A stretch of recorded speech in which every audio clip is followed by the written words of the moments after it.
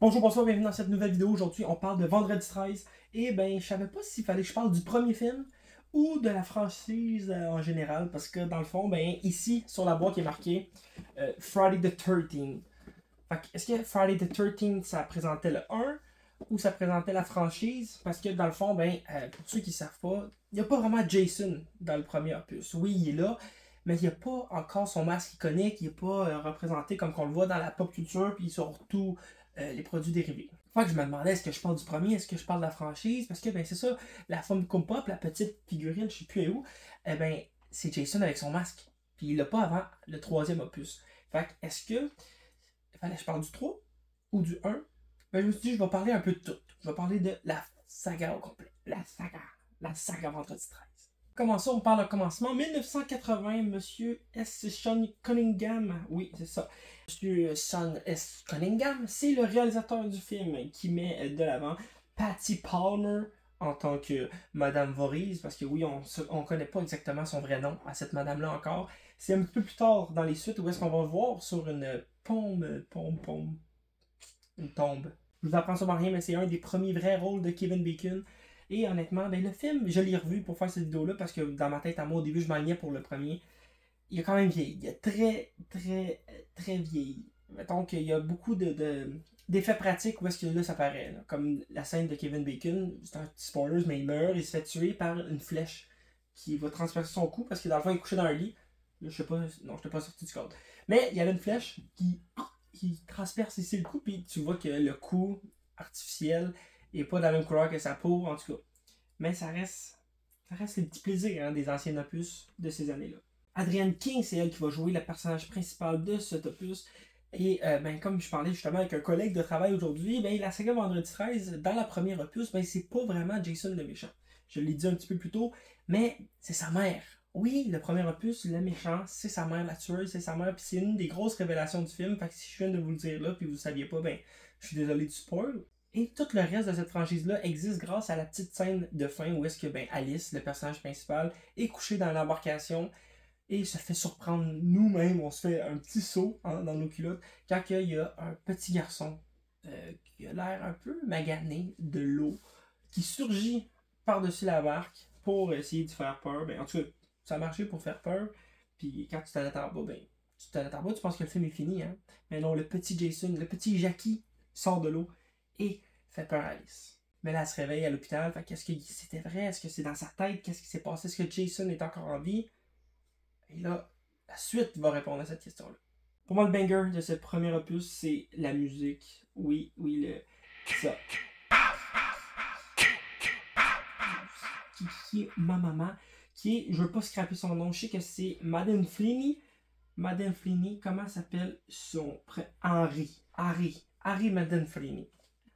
Ce gars-là a fait un des meilleurs thèmes horrifiques de toute l'histoire du cinéma. Il a fait quoi d'autre par hasard? Est-ce que je sais? Vendredi 13? Oui, ça je sais.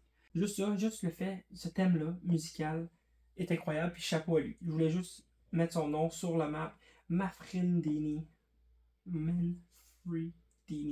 Fait que c'est ça, 80 pour le premier opus, ça n'a pas été trop long, 81, on est rendu au tueur du vendredi. Oui, c'est la première fois où est-ce que Jason est vraiment le tueur du film. On a un petit Jason qui se tue, il se tue pas lui-même, il tue des gens avec son masque une poche de patate, dans le fond, avec un petit trou pour un œil. Pourquoi pas deux? Je sais pas, il était trop teubé, hein, parce qu'il est un peu con, Jason, on se mentira pas. Il a manqué d'air. C'est là qu'on apprend que ce petit Jason n'est peut-être pas décédé dans l'eau, il s'est peut-être pas noyé, mais il aurait continué à vivre seul dans la forêt. Il aurait appris à survivre par lui-même, de s'approvisionner. S'approvisionner. En tout cas, il se nourrissait lui-même. Tu comprends? Il n'a pas eu le choix de survivre à un moment donné. Lui qui est allé chercher la tête de sa maman pour faire un beau petit sanctuaire. Ah, ça que c'est mignon. On a aussi le retour d'Alice, le personnage principal du premier film, mais qui se fait assez vite. On continue vite, meurtre en 3 dimensions. Freddy rentre en 3D, mesdames et messieurs, et c'est là la scène mythique où est-ce qu'on prend le petit masque de hockey. Et ça va le suivre jusqu'à la fin de sa carrière et encore aujourd'hui. Je pense que c'est peut-être une des trucs les plus mémorables de ce film-là, à part les effets spéciaux dégueulasses de la 3D, hein, parce que c'était la mode avec Jaws 3D. On est maintenant rendu au 4e opus, qui est peut-être le meilleur ou un des meilleurs opus de cette franchise saga, porté par le petit Corey Feldman. Oui, lui, qu'on a déjà parlé dans cette série de vidéos, qui a joué dans Lost Boy, qui a joué Donatello dans les Tortues Ninja. Oui, c'est un banger. Les Goonies, ce gars-là est incroyable. Non, beaucoup trop d'enthousiasme pour Corey Feldman. En tout cas, il joue le petit Tommy Jarvis qui porte peut-être l'arc d'un personnage le plus intéressant pour moi dans cette franchise. Parce qu'on va le suivre pour le 4, 5 et un petit peu dans le 6 aussi. C'est ce qui nous mène au 5e opus, une nouvelle terreur, hein, qui est un genre de vendredi 13 sans Jason. Parce que Jason, à la fin du 4, il est die. Et donc, ici, on essaie de nous faire vendre le fait que Jason est toujours là pour un autre tueur. Mais le petit truc, si vous avez remarqué, si vous avez vu le film de 1, de 2, si vous ne l'avez pas vu, le masque d'Hockey n'est pas pareil. Oui, Jason a des petits traits rouges, lui, il a des traits bleus. Et bien, on suit petit Jarvis, Tommy Jarvis, qui suit, qui a grandi, dans le fond, et qui est un peu marqué par tout l'événement qu'il y a eu avec Jason. J'aurais aimé ça, peut-être que la franchise tourne et qui assume le fait que Jason soit mort pour vrai, pour aller plus vers un passage de flambeau où est-ce que Tommy Jarvis serait devenu le nouveau tueur traumatisé par le fait que dans son enfance, il a vécu quelque chose d'assez traumatisant. Autant que Jason a vécu quelque chose de traumatisant lui aussi de son côté quand il était jeune.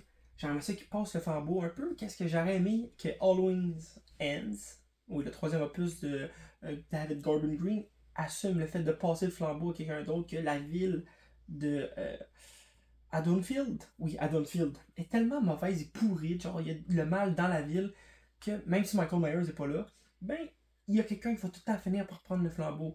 Finalement, c'est parti, ça chie d'un bord puis de l'autre, mais en tout cas, c'est une trilogie que j'ai aimée, avec des hauts et des bas, qu'il faudrait que je réécoute prochainement.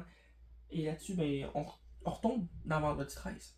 Le 6, on revient, Jason le mort-vivant. Back to the hell, motherfucker. Jason est de retour, et Jason, qu'est-ce qu'il veut faire? C'est vivre. Fait qu'il était mort, il est revenu vivant, et c'est là qu'on passe dans la phase où est-ce que Jason est rendu un genre de zombie. En tout cas, il est un peu plus immortel qu'il était parce qu'il est mort puis il est revenu. Un peu d'une façon à la genre de Frankenstein. Et là, cet opus, je me rappelle plus comment je l'avais coté. Sur mon Letterboxd, j'avais tout placé les films. J'ai fait une vidéo sur YouTube, sur ma chaîne personnelle à l'époque, sur mon classement des films. Puis c'est ça, je les ai pas tous réécoutés. Je sais quel que j'ai apprécié le plus, je sais quel que j'ai détesté le plus. Mais il y en a des opus qui se ressemblent, mais ils sont un peu interchangeables. Puis je pense que le 6 en fait partie. Et là, on tombe au 7, un nouveau défi qui est un peu gogol. Dans le fond, qu'est-ce qu'ils voulaient arriver, qu'est-ce qu'ils voulaient faire, en tout cas, les gens, les producteurs, ils voulaient faire une confrontation entre deux icônes de l'horreur, Freddy et Jason. Ça s'est pas donné parce que, premièrement, c'est pas les mêmes studios. Ensuite, plusieurs accords ont fait en sorte que, il n'y en avait pas d'accord, justement. Fait qu'ils s'accordaient pas sur rien. Fait qu'ils ont décidé de donner un autre antagoniste à Jason, une petite fille télépathe. Pourquoi pas? Pourquoi pas? Kane Hodder, faut que j'en parle un peu. Est-ce que c'est son premier film? Vendredi 13, 6, 7. Hodder, vite, comme ça. Vendredi 13, 7, le 109, le nouveau sang, Newborn, New Blood. Fait que oui, c'est lui qui a interprété le plus longtemps Jason au cinéma. Lui qui s'est fait snobber pour Freddy vs Jason. Pauvre petit gars. Ça c'est chiant par contre. Sinon, le 7, c'est ça. Scénario un petit peu poussé par les cheveux. Ouais, c'est ça. C'est un petit délire, le fun, mais poussé par les cheveux. Maintenant, on a si le Titanic rencontrait Jason, parce que on sait pas comment, mais Crystal Lake s'est rendu que tu peux partir de là et te rendre à Manhattan. Oui, l'ultime retour, c'est Manhattan. En anglais, c'est Manhattan straight to Manhattan, je crois. En tout cas, et c'est aussi le dernier film, pas de Ken Hodder, mais de la Paramount, parce que oui, les droits vont être achetés par la New Line après, et ça va suivre plusieurs choses, ça, d'intéressant, que la New Line ait les possessions de toute la franchise, mais pas le nom.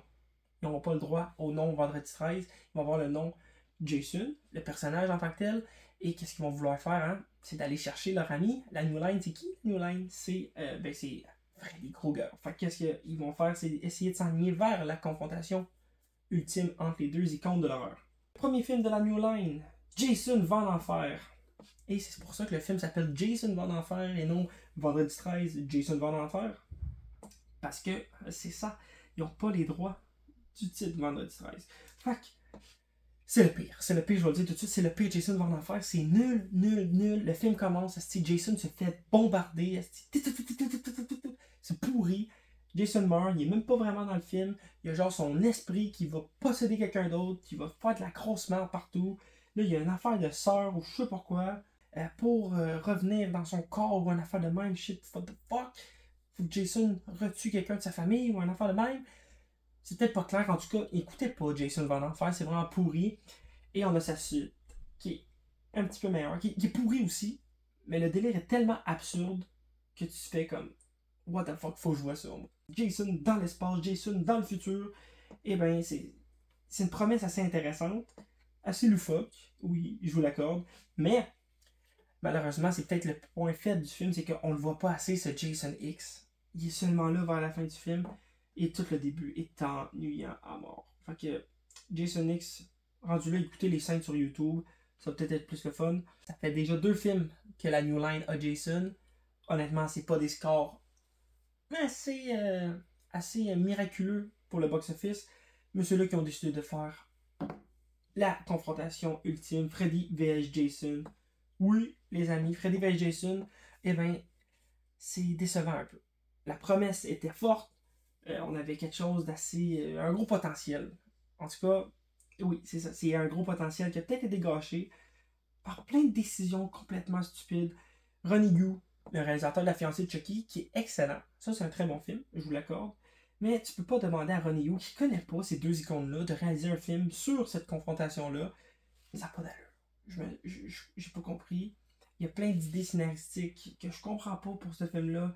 Le combat entre les deux à la fin, oui, est intéressant. Le combat dans les cauchemars de Jason, oui, est aussi intéressant. Quand les 2 personnages sont ensemble, c'est intéressant. Mais ça, c'est tout porté par Robert Englund, le Freddy national. Cet acteur est légendaire. Freddy, c'est le best slasher. Killer. Je pense en anglais si ça donne du swag. Fait que oui, 2003, dernière fois où est-ce qu'on va voir notre Robert Englund en Freddy, mais on va y revenir une autre journée là-dessus. Et la fin des années 2000, début 2010, ça sonne quoi pour les films d'horreur? Ça sonne les reboots et les remakes. Donc c'est pour ça que Vendredi 13 a eu le droit au sien en 2009, produit par Michael Bay, réalisé par Marcus Nisbill, qui a fait quoi d'autre, ce petit garçon-là? Fait Conan le Barbare avec, comment est-ce qu'il s'appelle Aquaman déjà? J'ai un blanc de mémoire. Moi, j'ai un blanc de mémoire pour Aquaman. Jason Momoa. Et il a aussi fait Massacre à la tronçonneuse de 2003. Fait que comme je dis, tous les films d'horreur vont avoir leur petit remake. J'aimerais ça faire une vidéo sur tous les termes cinématographiques. Là, je vous dis ça de même, une petite pensée, mais un jour, je vais y revenir. Et honnêtement, c'est là de 2009. À part que Jason a un crise de gros coup de la mort, ben, il n'y a pas grand-chose.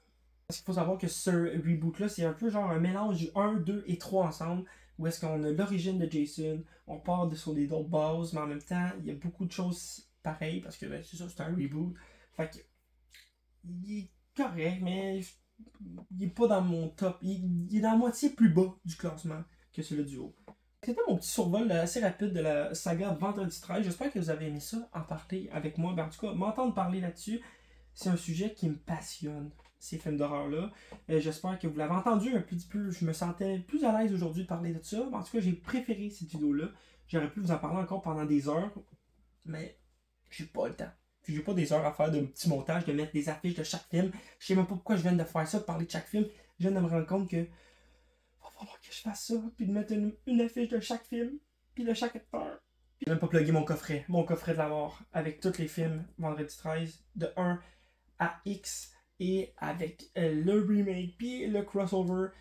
J'adore ce coffret-là que j'ai payé une blinde. Fait que si vous êtes un grand fan, je vous le conseille. Sinon, non, achetez-en d'autres. Là. Ça, c'est le plus gros, dans le fond, parce qu'il y a même sur de la New Line dedans. Et apparemment, ben, avait seulement les droits des 8 premiers. Fait que vous allez souvent voir des coffrets avec les 8 premiers ensemble.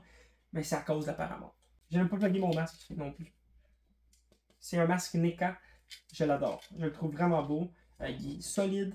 Il est pas cheap comme bien les masques qu'on peut trouver sur le marché. Très beau. Mais il faudrait que je trouve une façon de l'exposer d'une plus belle façon que sur le comptoir. Ça fait genre 3 fois que je veux vous dire bye, mais j'ai tout le temps une petite affaire à dire. Mais là, c'est vrai, faut que j'aille manger. Fait que je vous dis bye, à demain. Demain, une petite pite. Là, c'est un petit spoil, mais demain, pépite. Fait que je vous dis bye, à demain, ciao. Likez, partagez, hein. Faites-les. Likez, c'est important. C'est important pour les stats. Ok, bye.